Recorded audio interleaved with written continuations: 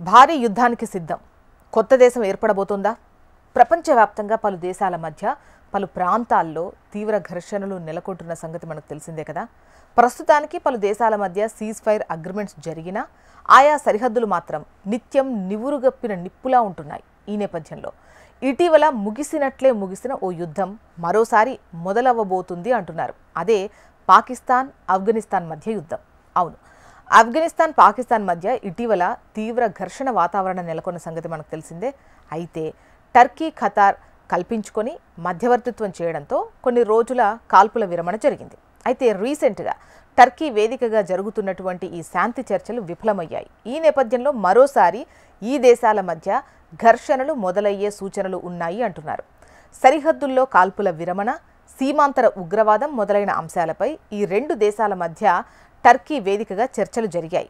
అయితే ఇవి విఫలమైనట్లు పాకిస్తాన్ ప్రకటించింది. పాక్ సమాచార ప్రసార శాఖ మంత్రి చర్చల్లో ఎటువంటి పరిష్కారము కనుగొనలేకపోయాము అని చెప్పారు. ఇటీవల ఢిల్లీ కాబూల్ మధ్య బంధం మరింత బలపడుతున్న వేళ పాకిస్తాన్ కడుపు తెగ మండిపోతుంది అని అంటున్నారు.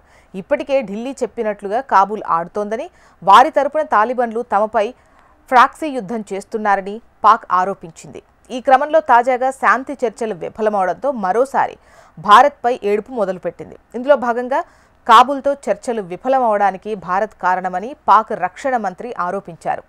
భారత్ చేతిలో తాలిబాన్లు కీలుబొమ్మలుగా మారారంటూ విమర్శలు గుప్పించారు. కాబూల్తో ఒప్పందానికి దగ్గరవుతున్నప్పుడల్లా కొందరు జోక్యం కారణంగా చర్చలు విఫలమవుతున్నాయని పరోక్షంగా భారత్నుద్దేశించి విమర్శలు చేశారు. బలోచ్ లిబరేషన్ ఆర్మీ లక్ష్యంగా పాకిస్తాన్ వైమానిక దాడులకు పాల్పడింది. ఈ దాడిలో సుమారు 14 మంది చనిపోయారు. బలూచిస్తాన్లోని బిల్తాన్ పర్వత ప్రాంతంలో BLA లక్ష్యంగా పాక్ బలగాలు ఖచ్చితమైన వైమానిక దాడులకు పాల్పడ్డట్లు తెలుస్తోంది. తాజా దాడుల నేపథ్యంలో ఉగ్రవాదులకు సంబంధించిన అనేక తాత్కాలిక రహస్య స్థావరాలు పూర్తిగా ధ్వంసమైనట్టు సమాచారం.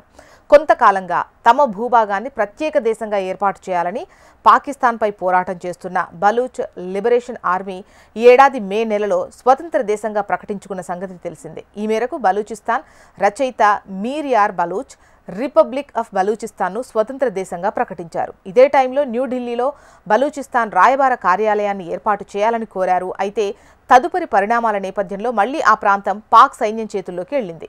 ఈ నేపథ్యంలో ఓ పక్క ఆఫ్ఘన్తో మళ్లీ యుద్ధం మొదలవ్వచ్చు అనే ఊహాగానాలు, మరోపక్క ఆఫ్ఘన్కు భారత్ పరోక్ష మద్దతుందనే పాక్ అనుమానాలు భయాల నేపథ్యంలో కాబూల్ ఇస్లామాబాద్ మధ్య యుద్ధం అనివార్యమైతే ఈ గ్యాప్లో బలూచిస్తాన్ నుంచి పాక్పై తీవ్రమైన దాడులు ఉండొచ్చు అంటున్నారు.